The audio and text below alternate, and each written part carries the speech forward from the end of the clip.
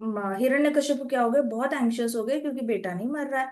उसके बाद अपनी नजर से देखा कि विष्णु भगवान मैनिपुलेट करता है, डिप्लोमेटिक है, क्योंकि वो खुद वैसा है, खुद अलग अलग तरीके यूज करता है। अपनी नजर से उसने भगवान को मेजर करने की कोशिश की, गॉज करने की कोशिश की, और फिर खुद ही डर गए। मतलब खुद ही सोच रहा है, खुद ही डर रहा है, खुद ही बहुत ज्यादा गुस्सा हो रहा है। गुस्से के पीछे हमेशा डर होता है।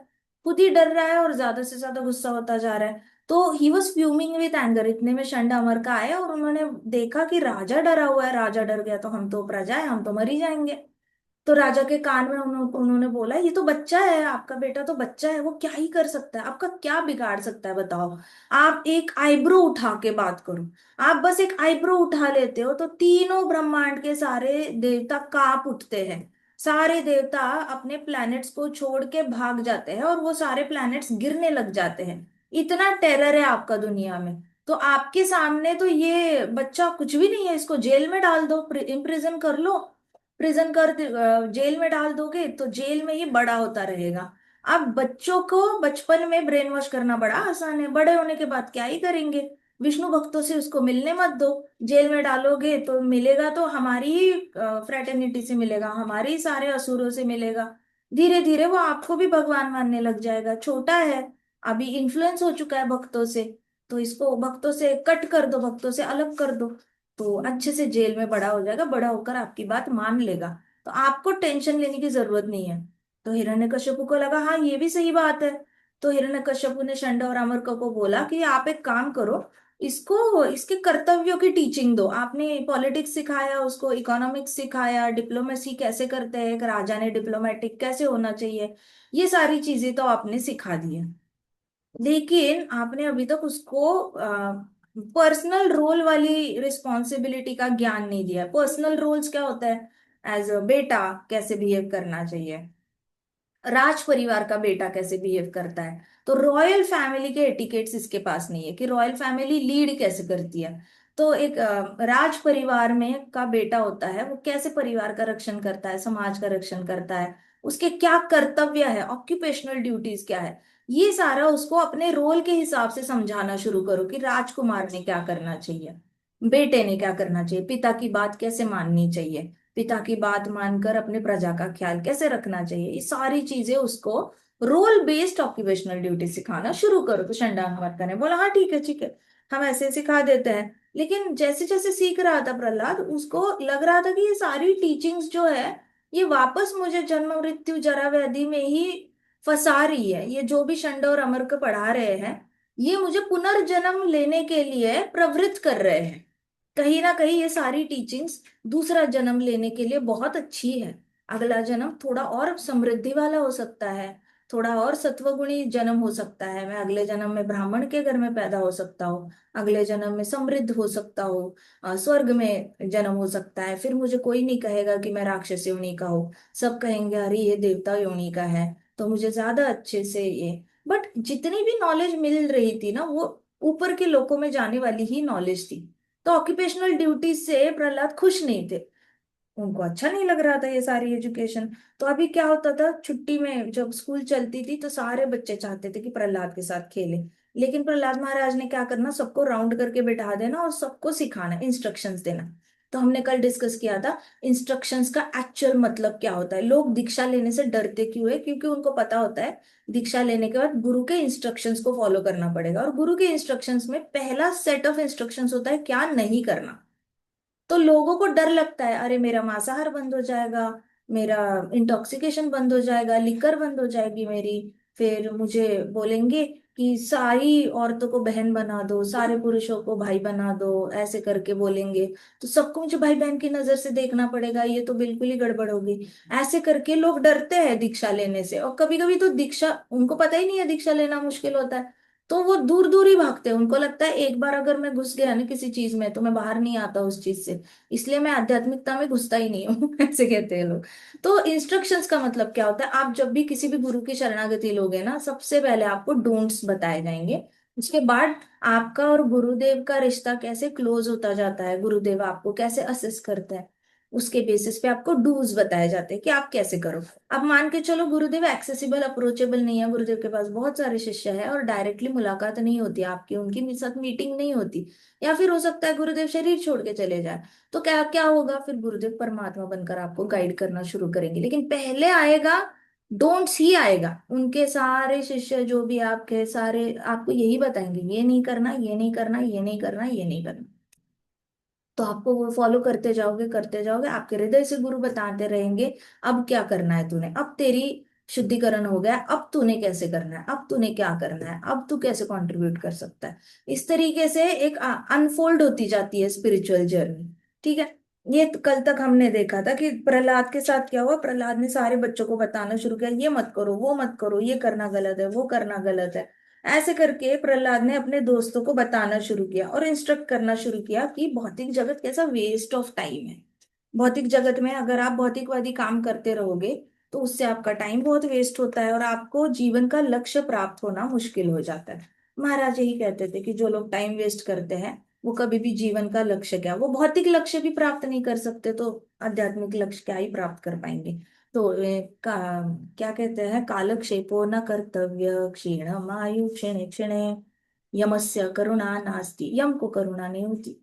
अगर आप टाइम वेस्ट करते हो तो जो बोओगे सो पाओगे, ऐसे ही होगा। अगर टाइम वेस्ट कर दिया तो फिर आगे से भी जिंदगी ऐसे आती है कि जो आपका पूरा टाइम वेस्ट करने के लिए आती है, फालतू फालतू प्रॉब्लम्स आते हैं लाइफ में। फालतू फालतू प्रॉब्लम्स में फालतू फालतू दिमाग खर्च होता है, मन खर्च होता है, आंसू टपकते रहते हैं और फालतू में ही टाइम वेस्ट हो जाता है। अगर खुद से टाइम वेस्ट किया तो सामने से आने वाले सिचुएशंस जो होती है वो खुद ही आती है और आपका टाइम वेस्ट करती है। तो आप क्या करते हो, टाइम वेस्ट खुद करते हो, फिर मल्टीप्लाई होता है टाइम वेस्ट। वैसे शास्त्रों में टाइम इन्वेस्ट किया तो और ज्यादा अपॉर्चुनिटीज आती है, जिससे कि आप कृष्णा कॉन्शियस होने के ज्यादा चांसेस, आपके अपॉर्चुनिटीज बढ़ती जाती है। लेकिन जितना ज्यादा टाइम वेस्ट उतने ज्यादा प्रॉब्लम्स लाइफ में, जितने ज्यादा प्रॉब्लम्स लाइफ में उतना रोने धोने गुस्सा करने में टाइम वेस्ट। अब जितना और ज्यादा टाइम वेस्ट हो जाता है कृष्ण भक्ति कहीं दूर ही रह जाती है, तो ना भौतिक जगत के लक्ष्य प्राप्त हो पाते हैं ना आध्यात्मिक जगत, तो दूर ही रह जाता है। तो आगे प्रहलाद महाराज क्या बताते हैं अपने स्कूलमेट्स को, ये देखते हैं। ठीक है। So Prahlad Maharaj instructs his schoolmates.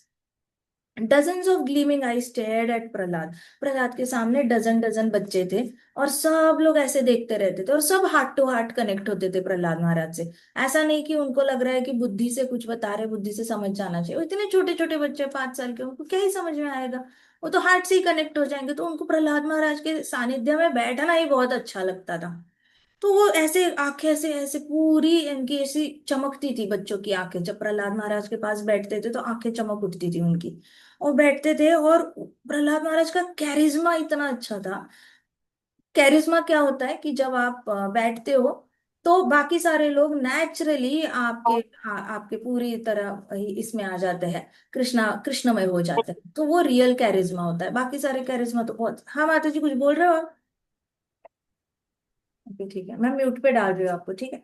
सो प्रहलाद महाराज का जो कैरिज्मा था ना, जैसे हमारे प्रभुपाद है, प्रभुपाद बोलते हैं तो हजार हजार लोग शांत होकर सुनते हैं, चाहे वो अमेरिकन हो चाहे रशियन हो, चाहे उन चाइनीज हो, उनको इंग्लिश समझ में भी ना आती हो, बट फिर भी वो लोग सुनते रहेंगे, समझने की कोशिश करेंगे, है ना। मायापुर में कई सारे प्रभु जी, मायापुर में जो लेक्चर होता है ना वो बंगाली लैंग्वेज में होता है, भरोसा नहीं होगा। एक अलग हॉल है हिंदी इंग्लिश के लिए, लेकिन बंगाली लेक्चर में जो फॉरेनर्स बैठते हैं ना उनको दो ही वर्ड समझ में आते हैं। पहले तो महामंत्र हरे कृष्णा समझ में आता है, और बाद में दूसरा वर्ड उनको समझ में आता है बंगाली में बोला हो, भागवतम। भागवतम बोलिए अच्छे, भागवतम में बोलिए अच्छे। उनको दो ही शब्द समझ में आते हैं, बीच में वैकुंठ समझ में आएगा, थर्ड वर्ड समझ में आएगा, चौथा वर्ड नारद मुनि जी, ऐसे सारे नाउन समझ में आएंगे। लेकिन उनको कुछ समझ में नहीं आता भागवतम में बंगाली में क्या बोला जा रहा है।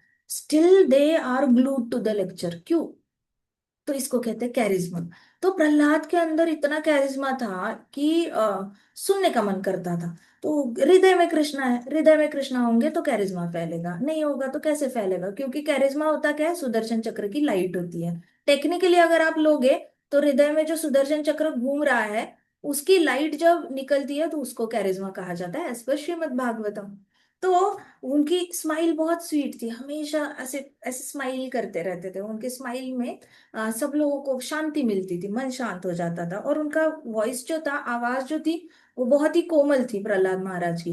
तो अब ये सब कुछ इकट्ठे आ जाता था, तो बच्चों को खेलने का, वो अपने टॉयज साइड में रख देते थे और वो प्रहलाद महाराज के पास ऐसे चुपचाप बैठे रहते थे। उनकी आवाज मीठी थी, मधुर थी, उनकी स्माइल बहुत स्वीट थी, और उनका कैरिज्मा मतलब मन में सुदर्शन चक्र पे कांस्टेंट मेडिटेशन था।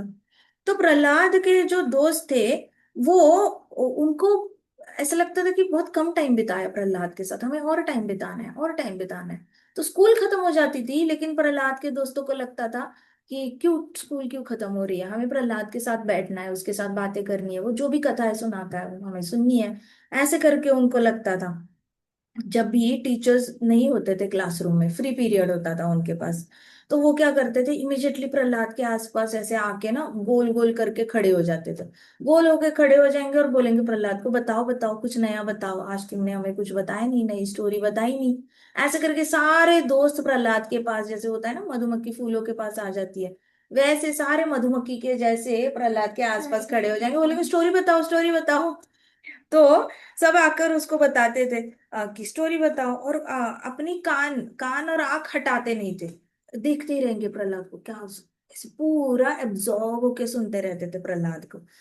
तो उनके प्रहलाद के जो इंस्ट्रक्शंस थे, वो इंस्ट्रक्शंस उनको बड़े फैसिनेट करते थे, क्योंकि घर में ये सारी चीजें कोई बताता ही नहीं था। प्रहलाद जब उनको कहता था कि एनिमल्स को मारना नहीं चाहिए, तो उनको लगता था ये बड़ी फैसिनेटिंग इंस्ट्रक्शन है, मतलब एक अलग ही वर्ल्ड है प्रहलाद जो बात करता है। क्योंकि जन्म से देखते आ रहे हैं कि मारो खाओ मारो खाओ, और नर्कलोक में है तो वो तो पकाने की भी मेहनत नहीं करेंगे, वो तो कच्चा ही खाएंगे, ऐसे लोग थे वो। उनको स्वर्ग लोक में तो फिर भी वो लोग पका के खा सकते हैं सारा मांसाहार, बट नर्क लोक में तो मेहनत ही नहीं होती ना, तमोगुण ही तमोगुण होता है, सो दे ईट रॉ मीट। तो जब हमारा समाज ऐसे ही निचली स्तर पे चला गया था पृथ्वी लोक पे, तब बुद्धा आए थे और उन्होंने बोला था कि अरे आप एनिमल किलिंग बंद करो, अहिंसा परमो धर्म करो, क्योंकि एनिमल किलिंग से आपका भला नहीं हो रहा है। तो नर्क लोक में ये डेली लाइफ स्टाइल है इनकी। तो इनको लगता था बड़ा फैसिनेटिंग है, प्रहलाद कहता है कि एनिमल्स को नहीं मारना चाहिए, लेकिन हम तो बचपन से मार के ही खा रहे हैं। हमें तो जैसे हम चलने लगे, हमारे हाथ में भाला है, हम रैंडमली जाते जाते बर्ड्स को मारते हैं, रैबिट्स को मारते हैं और कच्चा फाड़ के खा लेते हैं।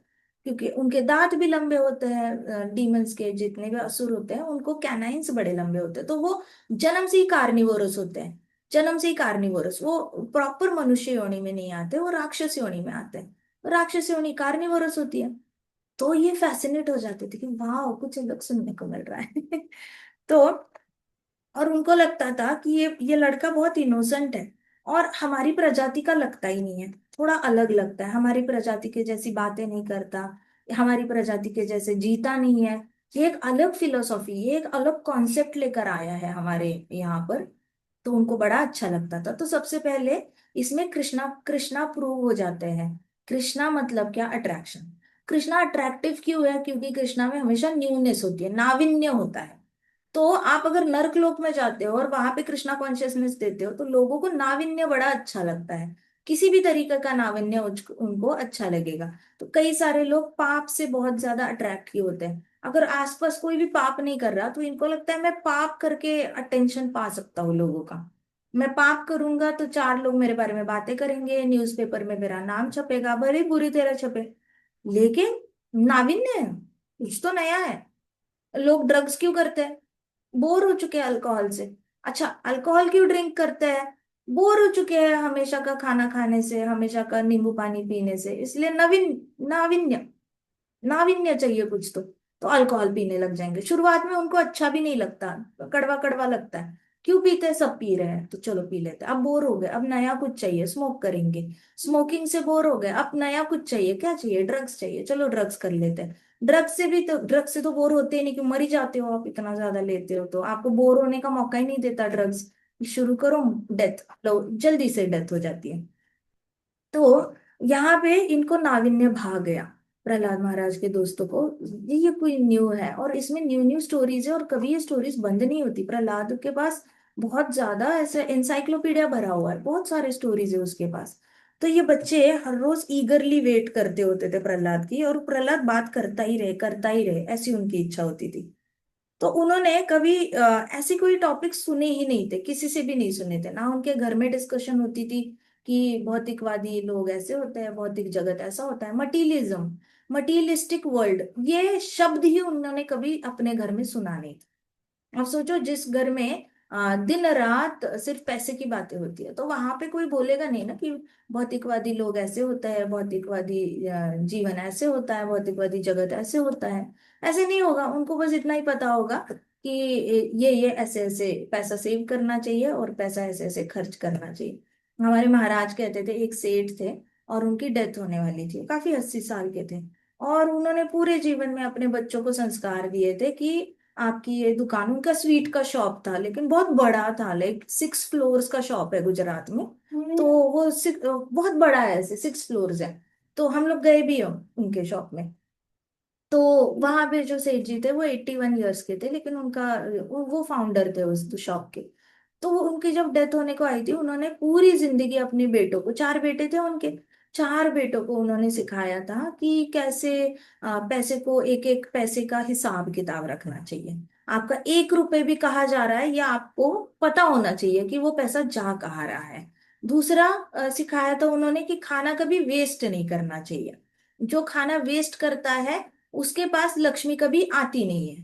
तो खाना वेस्ट नहीं करना चाहिए, मेक श्योर कि सही किसी ना किसी के मुंह में वो पक्का जाए, बट खाना नहीं वेस्ट करना। तीसरी चीज उन्होंने बताई थी कि पैसा और ज्यादा कैसे कमाना है। सो ऐसे करके एडमिनिस्ट्रेशन का सारा, फिर चौथा उनको बताया था कि हमारे दुकान में जितने भी काम कर रहे लोग, उनका ख्याल कैसे रखना है। ऐसे करके उन्होंने टप्पे टप्पे से अपने बेटों को ग्रूम किया था। और वो हमेशा यही सोचते रहते थे कि कैसे इसको बढ़ाना है आगे। अभी हुआ क्या, डेथ आ रही आई थी साथ, तो उनके बेटे आ गए उनके पास।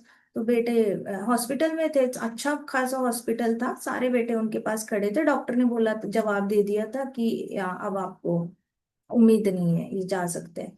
तो ये बेटे थे, तो उन्होंने ऐसे देखा, क्या वो चारों बेटों को देखा, और उन्होंने बस, उनको नहीं पता था कि डॉक्टर ने बोला है कि अब इनकी डेथ होने वाली है। इनको लगा चारों के चारों बेटे यहाँ पे हैं। तो उन्होंने पहले बेटे को पूछा, आप चारों यहाँ पे हो, दुकान पे कौन है? मतलब डेथ से पहले का एक ही क्वेश्चन था उनका, आप चारों यहाँ पे हो, दुकान पे कौन है? इतना पूछ के उनकी डेथ होगी।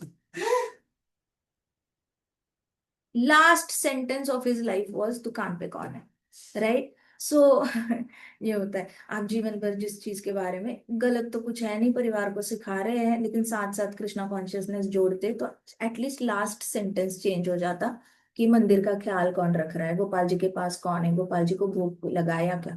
लास्ट सेंटेंस इतना तो होता, गोपाल जी को सुलाया, अगर रात को बेटे आ रहे हैं, गोपाल जी को सुलाया, सुबह सुबह बेटे आ रहे हैं, मंगल आरती की, दोपहर को आ गए, गोपाल जी को भोग लगाया आपने, आपने नरसिम्हा आरती करी आज। ये क्वेश्चन पूछ के भी मरते तो भी चलता, बट क्वेश्चन क्या था, चारों के चारों इधर हो, दुकान पे कौन है? So that is how life affects us. तो यहाँ पे क्या हुआ, प्रहलाद महाराज जो थे, तो डीमंस की ये जो राक्षस योनि होती है ना, उनके पास ऐसे टॉपिक्स ही नहीं होते, मटीरियलिस्टिक वर्ड, ये वर्ड भी यूज नहीं होता। तो उन्होंने ये mundane religion regarding materialistic topics, तो उसके पास mundane religion, economic, sense gratification, इसके परे कुछ बातें नहीं होती थी। सेंस ग्रेटिफिकेशन मतलब परिवार में यही बातें होंगी, कौन सी डिश अच्छी होती है खाने के लिए, किस होटल में कौन सी अच्छी सी डिश मिलती है, वहां पे ये यूनिक है, वो यूनिक है, नया रेस्टोरेंट खुला है वहां पे, ये अच्छा है, वो अच्छा है, सेंस ग्रेटिफिकेशन वाली बातें होंगी कि अरे ये कपड़े अच्छे हैं, वो कपड़े अच्छे हैं, अब ये फैब्रिक यूज करो, वो fabric, but they will not talk about Krishna. तो सेंस ग्रेटिफिकेशन वाले टॉपिक्स होंगे, उसके बाद इकोनॉमिक्स के टॉपिक्स होंगे, जैसे लोग नॉर्मली बात करते हैं, देश क्या, ये क्या हो गया, वो क्या हो गया, कितना है जीडीपी इंडेक्स वगैरह। तो ये सारी बातें होती थी, बट दे नेवर हर्ड धर्म वाली बातें। तो बाकी बच्चों को प्रहलाद बहुत इंटरेस्टिंग लगते थे। अब today one of the body boys guarded the doorway to make sure that Chanda and Amarka were nowhere inside. अब जब प्रहलाद बात कर रहे थे, तो एक दोस्त था उनका, दरवाजे पे खड़ा था, ये चेक करने के लिए कि टीचर्स आ तो नहीं रहे अंदर, टीचर्स आएंगे तो हम बात करना बंद कर देंगे। तो टीचर्स के पीछे ही बातें होती थी ये सारी। सारे लड़कों को ज्यादा से ज्यादा सुनना था, ज्यादा से ज्यादा सुनना था तो चेक करना था। अभी हुआ क्या, प्रहलाद जो थे वो, Prahlad face glowed as a soft eye scanned the boys. अब प्रहलाद महाराज ने कैसे, ऐसे सारे बच्चे बैठे थे क्लासरूम में बैठे थे, तो प्रहलाद सामने आके बैठे हुए थे, तो प्रहलाद ने सब बड़े प्यार से सबको देखा, ऐसे सॉफ्टली ऐसे ऐसे ऐसे। सो प्रहलाद थे भी बहुत महान भक्त, तो उनकी विजन भी इक्वल थी, वो कभी किसी को नीचा नहीं देखते थे। तो उन्होंने पूरी सबको ऐसे ऐसे बड़े प्यार से छोटी छोटी आंखें करके देखा, बड़े प्यार से देखा, सॉफ्ट ग्लांस मतलब क्या, कंपैशन था, दया भाव था कि हाय ये बेचारे, इनको कुछ नहीं पता, लेकिन अगर इनको पता चला तो ये बहुत खुश हो जाते हैं और इनके अंदर बहुत जल्दी से बदलाव आ सकता है। ऐसे करके उनको बहुत दया भाव फील हुआ अपने दोस्तों के लिए। Then pointing at his chest and looking down at the body, he said, "To get this human body, it is very rare." फिर ऐसे प्यार से देखा और बोला, ऐसे ऐसे किया, पॉइंट किया अपने आप को, बोला कि ये मनुष्य शरीर मिलने के लिए, ऐसे ऐसा शरीर मिलने के लिए ये बहुत रेयर है, मतलब बहुत कम लोगों को ये योनि प्राप्त होती है, सबको ये योनि प्राप्त नहीं होती, और ये टेम्परेरी होती है, ये परमानेंट नहीं टिकती है हमारे पास। जैसे आपका नया बर्थडे ड्रेस है, आप सब लोग लंबे हो रहे हो, तो आप 3 3 महीने बाद, 6 6 महीने बाद आपकी हाइट बढ़ती है, तो आपकी हाइट बढ़ती है तो टेम्परेरी ड्रेस हो गया ना, हर बर्थडे ड्रेस आपका टेम्परेरी है, कोई भी बर्थडे ड्रेस आपको नेक्स्ट 10 साल तक फिट नहीं आता। तो वैसे उन्होंने कहा ये शरीर है ना, ये बहुत रेयर है, और ये बड़ा टेम्पररी है, थोड़ी टाइम के लिए आपको मिलता है, और इस थोड़े टाइम में आपको भक्ति करनी होती है भगवान विष्णु की। ये थोड़ा सा जो टाइम मिला है, इसको अच्छे से यूटिलाइज करना होता है भगवान की सेवा में। तो बाकी उसमें से एक बच्चा था, कहता सच है ये तो बिल्कुल सच कहा तुमने। मैं कुत्तों को, I don't see dogs at our school, मतलब हमारे स्कूल के ग्राउंड में कई सारे डॉग्स हैं, लेकिन ये डॉग्स कभी क्लासरूम में आके पढ़ाई नहीं करते, ये डॉग्स कभी क्लासरूम में आके तुम जो बातें बोलते हो वो सुनने के लिए नहीं आते। तो ये फर्क है, ये सच है कि हमारा शरीर बहुत रेयर है, जो हमें समझ में आता है वो हमारे स्कूल में जो डॉग्स है ग्राउंड में उनको नहीं समझ में आता। तो एक बच्चा बड़ा ऐसे ऐसे इंथुजियास्टिक होके, खुश होके ऐसा बोला उसने, कहते हैं कि हमारे स्कूल के जो डॉग्स हैं, आधा टाइम हम देखते हैं वो खाते रहते हैं और बाकी टाइम सोते रहते हैं, ये और कुछ करते ही नहीं है, ऐसे बोला उस बच्चे ने। उसने अच्छा ऑब्जर्वेशन किया, जैसे ही प्रहलाद महाराज ने बताया तो उसने इमिडिएटली डॉग्स को कंपेयर किया ह्यूमन अपनी इससे योनि से। So the other boys laughed eight Prahlad, बाकी सारे बच्चे हंसने लग गए। उन्होंने कहा कि अरे हाँ ये तो सच है, बिल्कुल ही आपने तो बिल्कुल सही कहा। तो प्रहलाद ने कहा कि an intelligent person doesn't waste time, जो सच में इंटेलिजेंट होता है ना इंसान, वो कभी भी टाइम वेस्ट नहीं करता। आप खुद देखो, पता है आज एक रिसर्च पब्लिश हुआ है WHO में, आज ही रिसर्च पब्लिश हुआ है कि जो लोग बहुत ज्यादा स्क्रीन देख रहे थे, आजकल की जनरेशन को क्या कहते हैं, जेन अल्फा कहते हैं शायद। तो आजकल की जनरेशन जो जेन अल्फा है वो इतना ज्यादा स्क्रीन देख रही है क्योंकि इन्होंने जन्म से ही स्क्रीन देखी हुई है, इनकी माओ ने इनको खाना खिलाते वक्त ही ऐसे मोबाइल दिखा दिखाते के खाना खिलाया है। तो तब से उनका रेटिना डेवलप नहीं हो पाया, तब से उनकी आंखों का ब्रेन के साथ कनेक्शन वीक है, क्योंकि वहां की नर्व को खून ही नहीं गया, ऑलरेडी क्रिएटिविटी वहीं पे सेटिस्फाई हो रही थी, तो इनके बच्चों का वो जो नस है वो डेवलप नहीं हो पाई है। बचपन से खाना खाते खाते, मोबाइल देखते देखते खाना खा रहे हैं, अब उसकी वजह से क्या हो रहा है, जेन अल्फा में बहुत ज्यादा माइग्रेन के प्रॉब्लम्स आ रहे हैं। क्योंकि माइग्रेन का मतलब क्या होता है, आपकी नसों में खून बहना बंद हो जाता है, कहीं ना कहीं आपकी नसें हमेशा दबी रहती है और उसमें से खून नहीं जाता। तो न्यूरोलॉजिस्ट बहुत कोशिश करते हैं, इंजेक्शंस देते हैं, मेडिसिन देते हैं, लेकिन वो नसें खोल नहीं पा रहे हैं। वो क्या करते हैं, यहाँ पे उसको नस को दबा के आपको बस, ब्रेन को फील नहीं होगा कि पेन हो रहा है, लेकिन पेन वैसे ही थड़ थड़ थड़ थड़ होता रहेगा। क्यों? क्योंकि नस ब्लॉक हो चुकी है पूरी, ऐसे चपटी हो जाती है, ऐसा नहीं कि उस वहां पे कोई खून की ये है, क्लॉट है। तो ये आजकल का नया पैंडेमिक है कि बच्चों को माइग्रेन हो रहा है, होने लगा है, पहले इतना, पहले 40 के बाद होता था, बट अभी बच्चों को होने लग गया है, क्योंकि डेवलप ही नहीं हुआ ना, रेटिना डेवलप होने से पहले ही नस दब गई, अब कैसे कनेक्ट कैसे होगा, आंखों को ब्रेन से कनेक्ट नहीं हो पाते, इसलिए फिर आंखों से जो देखते हैं वो आंखों तक ही रह जाता है, ब्रेन ऐसे बहुत ज्यादा फंक्शन करना बंद कर देता है, खून ही बहना बंद हो जाता है उससे। तो ये प्रहलाद था, उसने कहा कि इंटेलिजेंट लोग जो होते हैं ना वो कभी टाइम वेस्ट नहीं करते, लेकिन Kalyug is very famous to waste time only. Kalyug में अलग अलग तरीके ढूंढे जाते हैं टाइम वेस्ट करने के लिए। और सबसे, अगर ये स्वर्ग के लोग कर रहे हैं ना तो भी समझ सकते हैं, स्वर्ग के लोगों के पास 1 लाख साल आयु है। They can afford to waste time, वो अफोर्ड कर सकते हैं टाइम वेस्ट करना। कलयुग में हमारे पास गिनकर 100 साल भी नहीं है, गलती से हम 80-90 तक जिए तो मान लेना कि थैंक गॉड, नहीं तो आजकल के मैगी के जमाने में तो कांट इवन एक्सपेक्ट 70-75 क्रॉस हो पाएगा। सो प्रहलाद ने कहा कि जो भी टाइम वेस्ट करता है ना लोग, वो इंटेलिजेंट नहीं होते। जो रियल में इंटेलिजेंट इंसान होता है ना, वो टाइम वेस्ट नहीं करता। और वो टाइम वेस्ट नहीं करता इसलिए हमेशा प्रसन्न रहता है। He uses this human body from tender age of childhood to practice devotional service.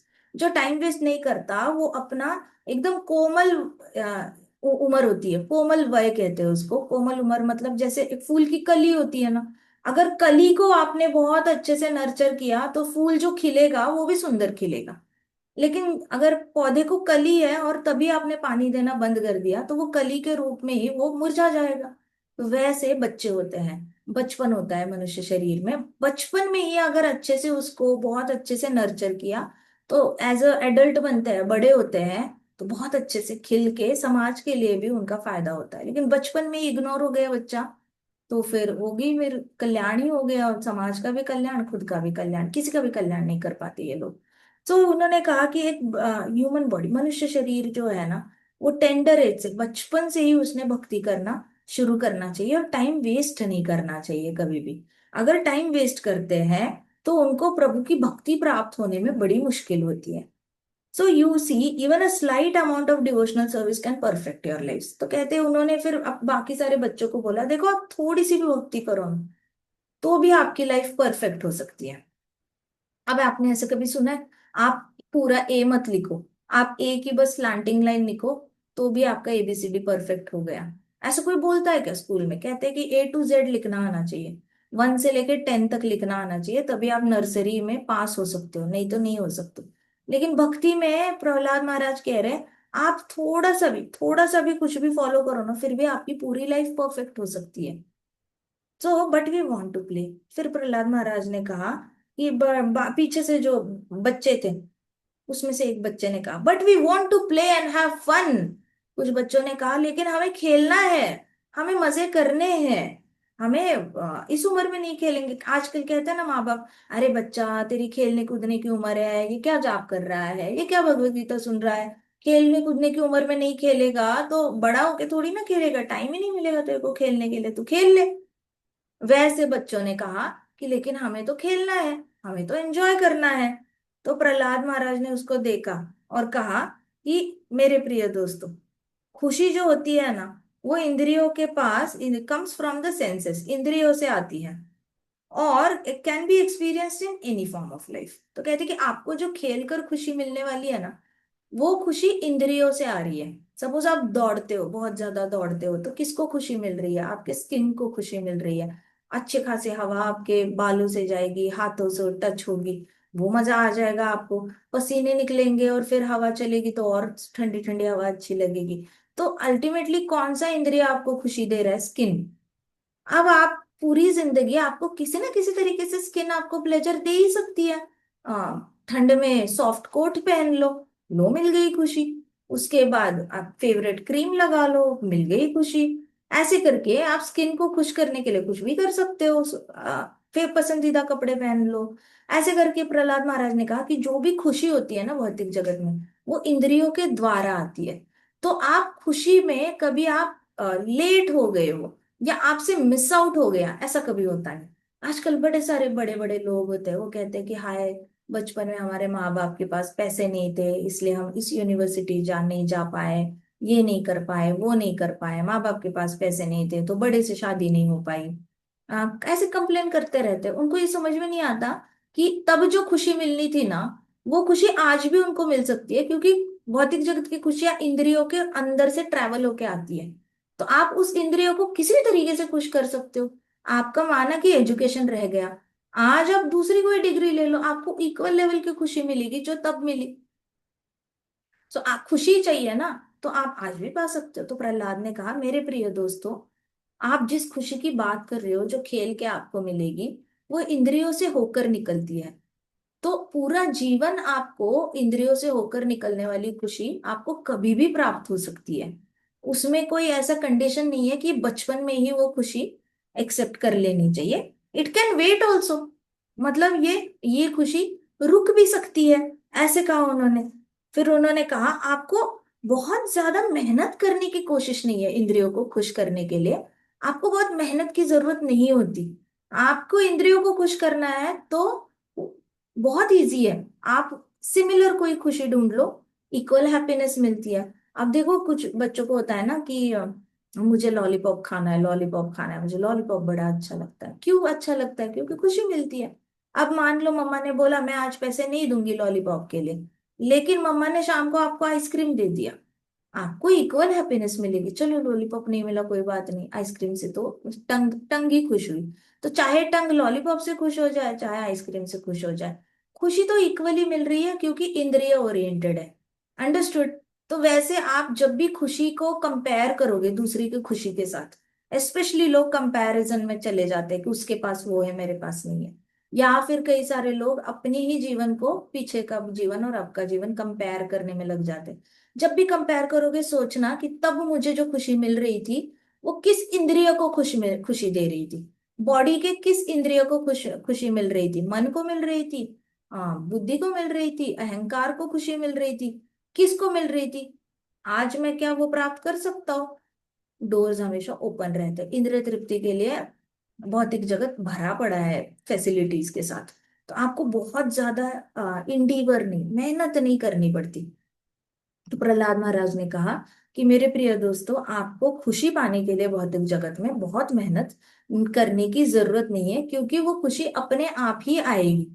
हर इंद्रियों को खुश करने के लिए कुछ ना कुछ है, कुछ ना कुछ बना है। इनफैक्ट एक रिसर्च हुआ था जिसमें कहा गया था कि जिन लोगों को बारबी डॉल देखने से खुशी मिलती है, बच्चों को बारबी डॉल्स का तब जमाना बहुत ये था, बारबी डॉल देखकर जो खुशी मिलती है बच्चों को, शोरूम में ऐसे लगे रहते हैं टॉय शॉप में, वो देखकर जो खुशी मिलती है एग्जैक्ट सेम खुशी उनको ग्रीनरी देखकर मिलती है। मतलब आप उनको बड़े से लॉन के सामने छोड़ दो उन बच्चों को, तो वो हरा हरा घास देखकर भी उनको इक्वल लेवल की खुशी मिलती है जो बारबी डॉल को देखकर मिलती है। तो ये कौन से इंद्रिय की खुशी हुई? आंखों की खुशी हो गई। तो ये वाली खुशी रिप्लेस हो सकती है अल्टीमेटली, क्योंकि खुशी इक्वल लेवल की मिल रही है आपको।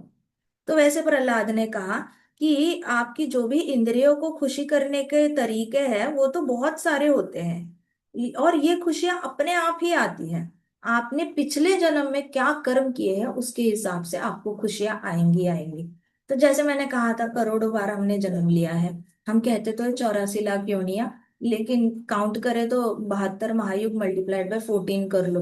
तो 72 मल्टीप्लाइड बाय 14 युगों में हर युग में हमने 10 बार भी जन्म लिया होगा तो हो गया आराम से 10 करोड़ हो जाता है। 10 करोड़ बार अगर हमने जन्म लिया है तो 10 करोड़, हर हर जन्म में एक ही पुण्य काउंट करो तो हमारे पास 10 करोड़ पुण्य है। लेकिन कलयुग में हमारे पास कितने दिन है? 100 100 साल भी पकड़ लिए तो हमारे पास कितने दिन हो गए? 36,500 दिन हो गए, है ना? कि 365 से पकड़ लो तो 36,500 दिन हम जीते हैं अगर 100 साल की उम्र पकड़ के चलो। 36,500 दिन में क्या 10 करोड़ जन्मों का पुण्य इकट्ठे आकर हमें हैप्पी नहीं कर सकता? हर जन्म में एक पुण्य। हर जन्म में मान लो गाय को एक रोटी दी है, चींटी को चावल का दाना खिला दिया है, हमने फूड वेस्ट किया और चूहे आके खा गए, अज्ञात तरीके से हमसे पुण्य हो गया। ऐसे करके हमने बड़े सारे पुण्य किए हुए हैं। तो 36,500 दिन के लिए हमारे पास ढेर सारा कोटा भरा पड़ा है पुण्य का। लेकिन हम क्या करते हैं? हम प्रभु को याद नहीं करते, हम थैंक यू नहीं बोलते कृष्णा को। थैंक यू नहीं बोलते तो 10 करोड़ पुण्य है तो 10 करोड़ एक एक पाप, एक ही पाप काउंट करो हर जन्म का, तो 10 करोड़ पापों का भी वो जो पूरे टंकी है वो भरी हुई है। तो हम क्या करते हैं? उस टंकी का डोर ओपन कर लेते हैं, काली टंकी का जिससे पाप किए हुए हैं, और इसलिए इस जन्म में बहुत ज्यादा सफरिंग आती है। वही अगर हमने थैंक यू कृष्णा किया तो व्हाइट टंकी खुलेगी जिसमें 10 करोड़ पुण्य के रिजल्ट्स पड़े हुए हैं तो वो आएंगे। तो इसलिए प्रहलाद महाराज कहते हैं, खुश होने के लिए ना आपको मेहनत नहीं करनी पड़ती भौतिक जगत में। आपके पास ऑलरेडी बहुत कोटा होता है पुण्य का, बहुत ज्यादा। आप जिस माता के गर्भ से जन्म लेते हो ना, जन्मते ही आप पुण्य करते हो, क्योंकि माँ खुश हो जाती है मुझे बच्चा हुआ। हम्म। जन्मते ही आपसे पुण्य हो जाता है। आप आंखें भी नहीं खोलते, आप ऐसे करके आप जंबाई लोगे ना, हाँ हाँ ऐसे करोगे, ऐसे ऐसे ऐसे ऐसे करोगे, वो देखकर भी मम्मा पापा बड़े खुश होते हैं। अरे देखो बेबी कैसे कर रहा है, ऐसे ऐसे ऐसे कर रहा है, आंखें बंद है, खोली नहीं है, नींद में ही जंबाई दे रहा है। उनको जो खुशी मिल रही है वो भी आपके हाथों से पुण्य ही हो रहा है, आपने जन्म लेके पुण्य किया है। इमेजिन, आपके दादी दादा की उम्र बढ़ती है क्योंकि घर में एक हंसता खेलता बच्चा आया है। तो जन्म से पुण्य कलेक्ट होते जा रहे हैं, कलेक्ट होते जा रहे हैं। तो ये भरोसा करना कि मेरी जिंदगी में कभी कुछ अच्छा हो ही नहीं सकता, ये तो खुद ही अपनी किस्मत लिखने वाली बात हो गई कि खुद ही काली टंकी खोल दी, अपने पापों का दरवाजा खोल दिया और सिर्फ पापों के रिजल्ट्स को इनवाइट कर लिया। प्रहलाद कहते कि एक्चुअली देखा जाए तो खुशी का होने के लिए ना कोई मेहनत करने की जरूरत नहीं होती, ऑलरेडी आपके पास सारे रिसोर्सेस है, मतलब सारी फैसिलिटीज है प्रारब्ध की, जिससे कि आप खुश हो सकते हो। तो आपको ऐसे मानने की जरूरत नहीं कि बचपन में मैंने अगर गेम्स नहीं खेले, बचपन में अगर मैं ग्राउंड पे खेलने नहीं गया, तो मैं कोई बहुत बड़ी चीज से मिस आउट कर रहा हूं, मैं कभी खेल नहीं पाऊंगा। इनफैक्ट आप देखो फौज में तो हर रोज शाम को 4:30 से 6:30 सारे बड़े बड़े लोग खेल ही रहे होते हैं, कंपलसरी खेलना पड़ता है उनको। अब इनके पुण्य कितने ज्यादा है देखो, इनको खेलना नहीं है फिर भी खेलना पड़ता है। 50 साल के भी खेलते हैं, 55 साल के भी खेलते हैं, 40 साल के भी खेलते हैं, 20-30 साल के तो खेलते ही खेलते हैं, 4:30 से 6:30। सो इनका पुण्य इतना है कि इनको जबरदस्ती खेलना पड़ रहा है और खुशी प्राप्त करनी पड़ रही है। कभी कभी इनको मन नहीं होता जाने से पहले, खुश हो जाते हैं खेलने के बाद। खेलने के बाद कौन खुश नहीं होता? जरूरी थोड़ी ना है बचपन में खेलना ही खेलना चाहिए, कालक्षेपो न कर्तव्य क्षीणम आयु क्षणे क्षणे। मत खेलो, ऐसे कहा प्रहलाद महाराज ने कि बचपन में नहीं खेला तो आप बहुत बड़ी प्रॉब्लम में से ऐसे मिस आउट नहीं कर रहे हो, खुशियों से मिस आउट नहीं कर रहे हो, आपको वो खुशी वापस रेप्लिकेट हो सकती है क्योंकि वो इंद्रियों से ट्रांसफर होके आ रही है, आपकी इंद्रिय कहीं नहीं जा रहे। सो वाई बॉदर अबाउट दिस, फिर आप चिंता क्यों कर रहे हो इस चीज को लेकर, ऐसे कहा उन्होंने। तो सारे बच्चे ने ऐसे नॉड किया, उन्होंने सोचा ये तो सच है, हमारे पंचेंद्रिय कहीं जा नहीं रहे हैं। पंचेंद्रिय नहीं जा रहे तो पंचेंद्रियों की भूख कहीं नहीं जा रही है, और पंचेंद्रियों की भूख कहीं नहीं जा रही है तो पंचेंद्रियों का सुख भी कहीं नहीं जा रहा है। ये न कहना प्रकारेण हम पंचेंद्रियों को एक्टिवेट करके खुश तो हो ही सकते हैं, कभी भी हम खुश हो सकते हैं, 60 की उम्र में भी खुश हो सकते हैं। तो डरना क्यों कि मिस आउट हो गया, मिस आउट हो गया, एम्पल ऑफ लाइफ पड़ी है, हो जाओ खुश बाद में, क्या फर्क पड़ता है। ऐसे करके सबने अग्री किया प्रहलाद महाराज। और Prahlad Maharaj with his hands he gesture, Prahlad Maharaj ऐसे ऐसे करके बोलते थे, ऐसे करके ऐसे करके ऐसे करके, तो ऐसे सबको ना ऐसे एड्रेस करते थे प्रहलाद महाराज, ऐसे ऐसे करके। तो प्रहलाद महाराज के हैंड जेस्चर्स करके बात करते थे। और उन्होंने कहा ये जो मनुष्य योनि है, ये आपको चांस देती है भगवान के घर वापस जाने के लिए। तो आप जिस शरीर में आपने अभी जन्म लिया है, उस शरीर में आपको चांस मिलता है भगवान के पास वापस जाने का, जहां पे वहां पे जो खुशी है वो यहाँ पे नहीं प्राप्त हो सकती। वहां की खुशी जो है वो अनंत है, वो वो क्या। ज्यादा खुशी है जो करंट की इस। अच्छा मैं म्यूट पे डाल रही हूँ आपको, ठीक है। सो आपको भगवान के पास जाने में मदद करती है ये योनि, और वहां की जो खुशी है वो इतनी ज्यादा है कि आपकी अभी का शरीर जो है वो उसको हैंडल नहीं कर सकता। तो इसका प्रूफ क्या है, चैतन्य महाप्रभु। चैतन्य महाप्रभु को इतनी खुशी होती थी, कृष्ण का नाम लेते ही इतनी ज्यादा खुशी हो जाती थी कि इंस्टेंटली वो खुशी आंसुओं में कन्वर्ट हो जाती थी, क्योंकि शरीर हैंडल नहीं कर पा रहा है, शरीर चक्कर आके गिर रहा है, शरीर एक्सपांड हो रहा है, और फिर बहुत ज्यादा फेंटिंगनेस हो रही है। तो शरीर खुशी हैंडल नहीं कर सकता। हमने पहले भी डिस्कस किया था, हैप्पीनेस जो होती है वो सिर्फ लिप्स पे होती है कई बार, लेकिन आध्यात्मिक खुशी जो होती है वो रोम रोम में, हर एक बाल में महसूस होती है, आपके ऐसे सारे रोंगटे खड़े हो जाते हैं। इसका मतलब आपकी बॉडी का हर एक पोर जो होता है जिससे बाल निकलते हैं, वो सारा पोर एक्टिवेट हो जाता है हैप्पीनेस से जब आप कृष्ण का नाम लेते हो और कृष्ण की लीलाएं सुनते हो। भौतिक जगत की हैप्पीनेस कहाँ पे जाके सेटल हो जाती है? फेस पे, आप बत्ती सी दिखाओगे, जंपिंग करोगे, हैप्पी रहोगे, लेकिन वो आपके रोंगटे नहीं खड़ी कर देगी। कृष्ण नाम जो है वो रोंगटे खड़े कर देता है। तो चैतन्य महाप्रभु ने दिखाया कि मनुष्य शरीर है, जो भौतिक जगत का शरीर है, वो कंटेन नहीं कर सकता हैप्पीनेस।